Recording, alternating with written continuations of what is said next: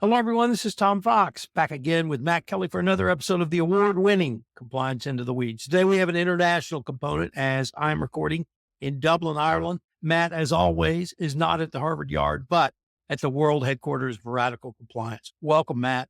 Hello, Tom. Yes, the headquarters today is just my house, but happy to be here. Matt, you wrote a interesting article last week about not really anecdotal stories because those have happened to me, so I can speak with some authority about some of the struggles that CCOs have internally, both with CEOs and sometimes general counsels and sometimes CFOs. So I thought it might be fun if we took a look at some of the struggles that you and I have both heard about and maybe suggest some avenues of approach that CCOs could take. So you want to take it from there?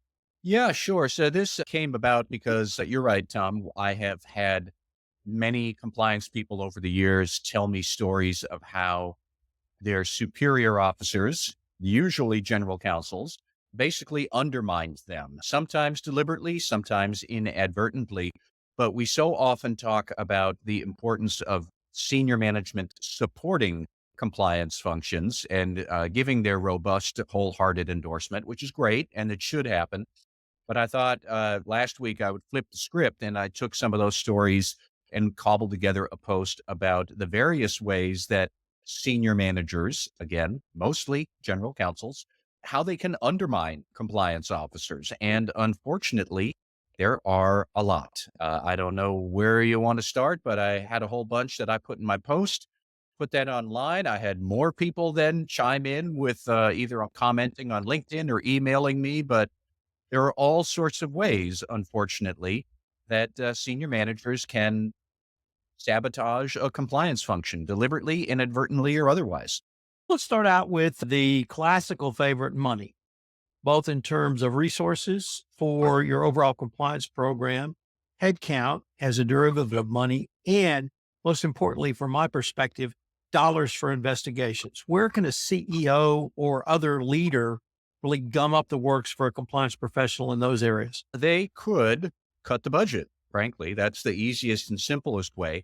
And in particular, I don't want to say all budget cuts are innately bad. They are innately not fun, but occasionally bad times happen and budgets do have to be cut. But if your compliance program suffers a disproportionate cut relative to other departments, maybe times are good and the R&D function or the sales function or manufacturing or product development, they're getting budget increases, but you're getting flatlined or you're getting a cut. I think that is a sign. Or if there are various budget cuts happening across the enterprise that are in the single digits, except for yours, where suddenly you're told you have a 20% cut, that's a sign. But that's the easy, low hanging fruit way to think about the budgetary attacks. There are some other ways that compliance officers have told me. For example, maybe the CFO or the general counsel restricts your ability to use compliance vendors. Maybe they will steer you to certain vendors that you might not want, but are the cheapest, or they are telling you can't use a vendor at all. Maybe they would instruct you that you, the compliance officer, cannot work with outside counsel without approval from the legal department, and not even just necessarily on a budget perspective. You can't talk to outside counsel until you tell me how many hours they're going to bill us. I would almost be sympathetic to that perspective from a general counsel, but I had compliance officers telling me GCs said, no, you can't contact outside counsel on an investigation or compliance consulting or anything without my okay to go do that. I am the gatekeeper between compliance and outside counsel. I heard that a lot as well. So there's all sorts of ways that just on dollars and cents, they can either keep the compliance team weak or they could curtail your access to the outside world. That's going to cost money. But the practical upshot is that you, the compliance function, you're not as strong and robust as you'd want. Now, what about the situation where senior management, all the way up literally to the CEO level, may direct that the business unit involved or the geo region involved do the investigation itself when the bribery comes out of that region? So I was thinking of the original Walmart investigation, which was later redone. And I think it was WPP in India either had the Indian business unit investigate itself or brought an incompetent in CPA type to do the investigation. Did that come up in some of the stories? I mean, it came up somewhat, and I do wonder if that sort of threat is now more of an anachronism in time. Probably not. Probably going to have a lot of listeners telling me, nope, still happens. But I did say that the easiest way to envision management undermining a compliance function is basically to meddle in the investigation, which is pretty much what you're describing, Tom. That management would intercede to say, no, compliance officer, you don't do this investigation. We're going to let local counsel in the Far East division or the Africa division do this, and they'll send you the report. In theory, that could happen. In the past, that has happened. But a number of compliance people said that doesn't happen as much now because it does stick out like a sore thumb. It is a red flag that should be visible from the moon to you, the compliance officer, that this isn't going to go well. It would be a red flag to regulators if they eventually catch wind of the criminal matter and that management then meddled in the investigation. That's going to look terrible.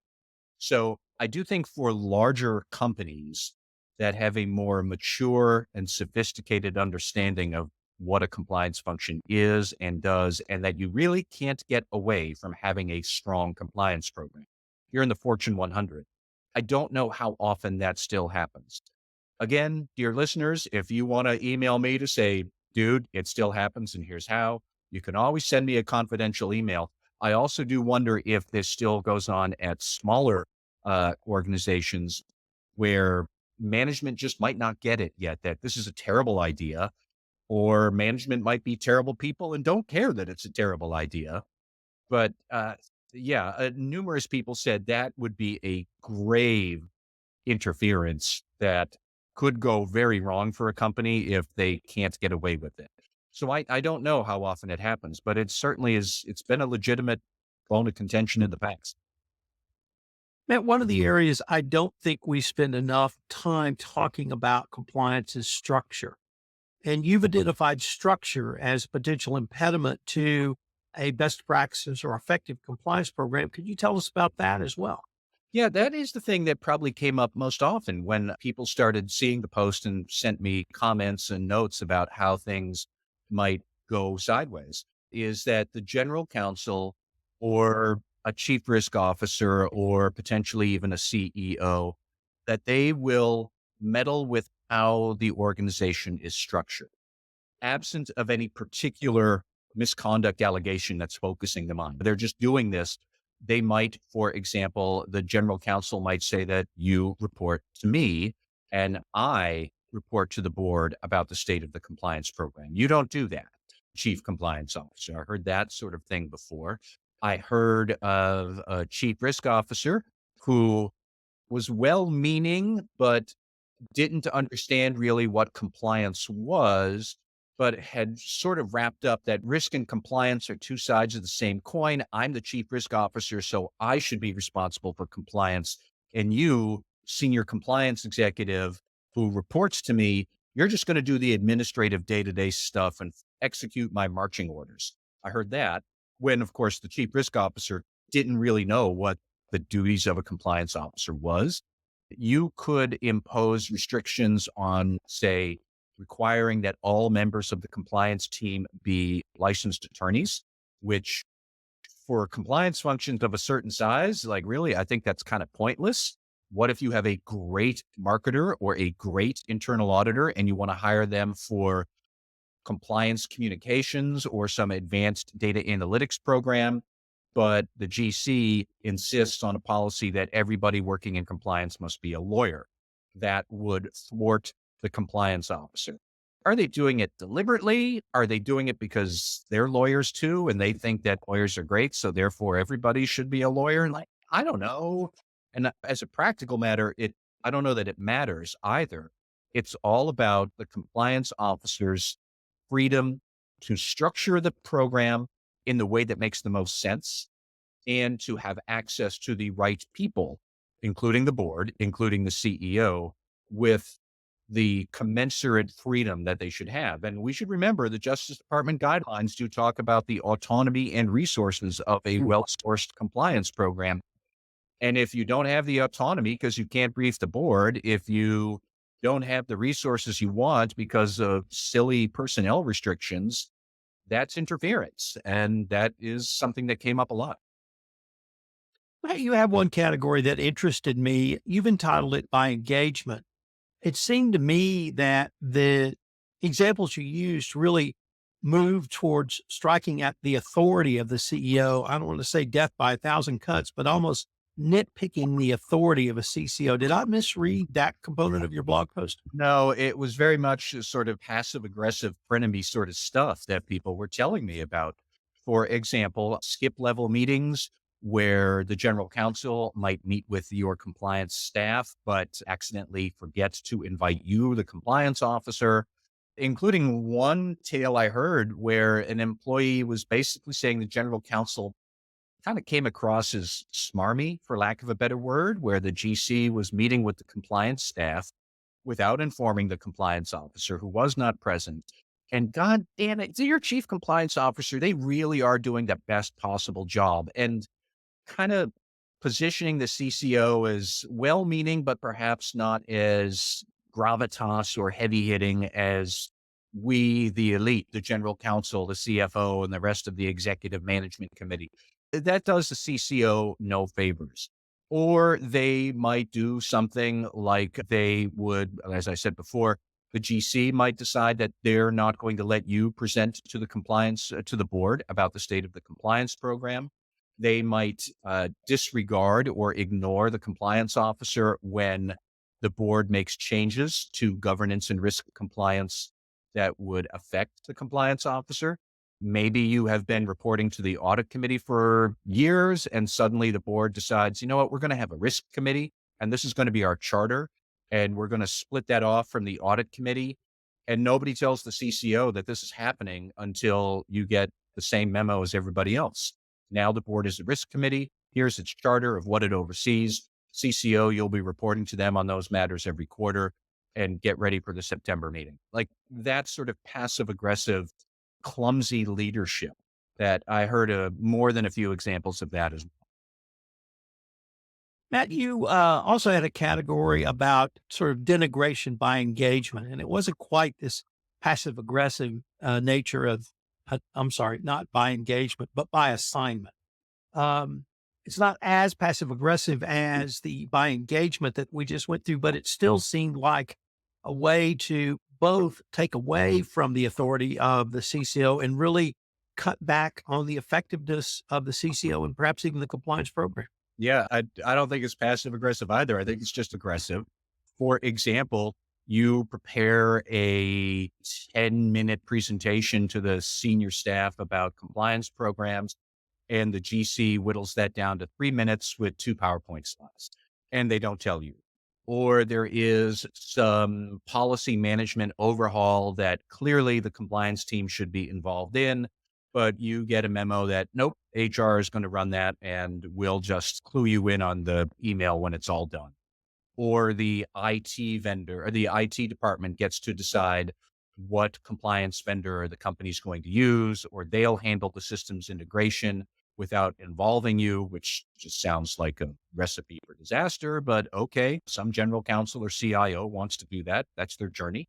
But in various ways, that they might just rather nakedly cut the chief compliance officer out of projects where clearly the CCO should play some sort of a strong role.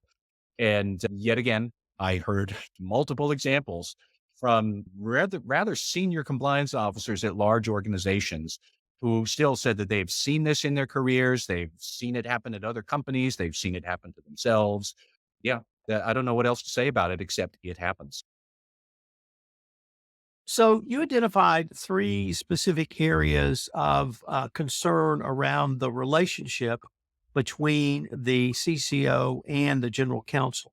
I wanted to maybe explore those three and then see if there's some suggestions or advice we might be able to give out or advice you heard even from CCOs to try to ameliorate these three examples? A lot of people did say that this kind of arises from the general counsel or the senior executive who is doing the undermining, with them being either new to the company or new to working with the compliance function. And therefore, they are rather ham fisted and clumsy in how they're engaging with the chief compliance officer.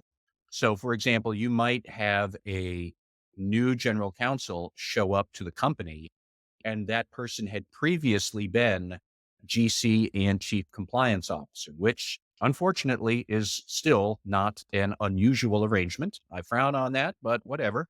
But this GC CCO person now shows up at a new company where they are solely the GC and they have to work with the chief compliance officer, but they might not know how to do that. Or they might think, okay, you've busted out compliance from legal, but they're still subordinate to legal. And yeah, whether the general counsel is right or wrong on that, like, yeah, it's still, it's going to lead to tensions. So the general counsel might just simply not know how to handle a strong compliance function and kind of trample over the boundaries that should be respected. A lot of times that it might be that the GC will be recruited externally and then rather lazily assume that because they've come from the outside, the things on the inside must be flawed. And therefore, you, compliance officer, must be partly responsible for the flaw. I call that the fundamental attribution error. I think a lot of people do. It's a well known phenomena out there where somebody looks at a problem and then assumes the person struggling with it, they must be at fault, not that there are external conditions that have led the person struggling with it to do what they do. I've seen that in my own career. You have somebody swoop in from the outside and they say, oh, you guys are all doing it wrong. No, they're all doing it the way they're doing it because other constraints have sort of driven them to do it the way it's being done, which is not the same as the compliance officer doesn't know what they're doing. Compliance officer might be struggling because the technology stinks, because the budget is tight, because the corporate culture is still terrible, and not because the chief compliance officer is terrible. But a general counsel swoops in or a chief risk officer and will immediately say, oh, it's the CCO. They must be the problem. And they're not taking the time to understand and diagnose what the issue really is. Tom, the third root cause that people had flagged to me, and I thought this was interesting, was that actually sometimes there can be competitive pressures between compliance and other risk assurance functions, such as legal, or maybe a dedicated risk management function. Or how often have we said that HR is sort of a frenemy of compliance, but not necessarily best buds, and that there are these tensions. And so you seek to sabotage each other, frankly. That's terrible corporate culture, but I think we'd be foolish to pretend it doesn't happen, especially at larger organizations where people are too preoccupied with plotting about how to sabotage somebody else in the enterprise so they can do what they want to do, rather than everybody getting together as a team and working on a common goal. I would say that's probably the fault of the CCO or the board for letting that kind of culture take root and fester. But yeah, that happens too. So, is the answer to some or most of these questions to try to get as much information as you can before you accept the position? Do you have to manage perhaps more artfully or tactfully or something else? That's a good question because it's a little bit of both. Certainly, if you're a compliance officer coming into the organization, yes, you would want to get as much information as possible about why is this job vacant? If I take this job, where might I wind up moving next? Is this a pathway to an upward role in the legal department or something else? Maybe that's something you want, maybe it's not. But a lot of people, Tom, actually said this happens the most when you're already happily at a company as a compliance officer, and then somebody else comes in from the outside. I can't begin to recount how many times I've heard of compliance executive leaves a good job at a company they like to be head of compliance at another company. Things seem fine. And then 8 months later, That general counsel leaves. They bring in a new general counsel who then reorgs the whole thing. And you now might be out of a job or you're subordinate in ways you weren't before.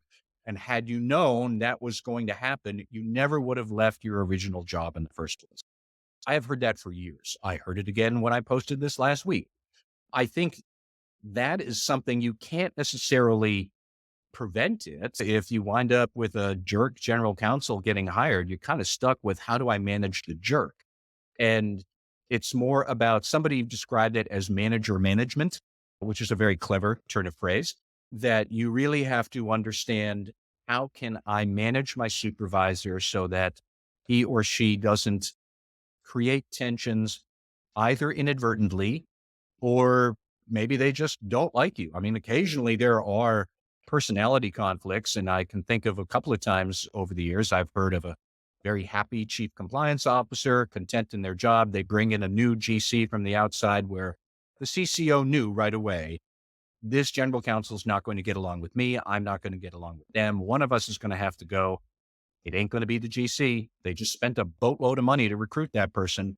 And the chief compliance officer has quit. I have heard that too. So, how much is it about structural protections that you could build in, such as a reporting line direct to the board twice a year? And it's in the charter of the audit committee or the risk and compliance committee of the board. That's helpful. Certainly, if you could get that, I would recommend doing it. But a lot of it is going to be sort of a fingertip feel of how is my relationship with my immediate boss, probably the general counsel or CEO, and what are his or her intentions about what a good compliance function should be able to do, and how much will that person trust me to run the compliance function in a useful way. I suppose I could end by just saying a lot of this dysfunction seems to arise from senior executives not trusting the compliance function. And maybe they're just distrustful. Maybe they're ignorant of how a compliance function works. Maybe there's work that the chief compliance officer needs to do on his or her own personal skills, but there's a lot of interpersonal management that has to go on here as well. So, Matt, I'm really going to encourage our listeners to reach out to you as you have requested, both in this podcast and in your blog. I think that, or I would hope rather, that we would get enough stories that we might even get you would get another blog out of it, and perhaps we can get another podcast out of it. This has been fascinating. Unfortunately, Tom, I think we will have enough material here for more material on it in the future. Thank you.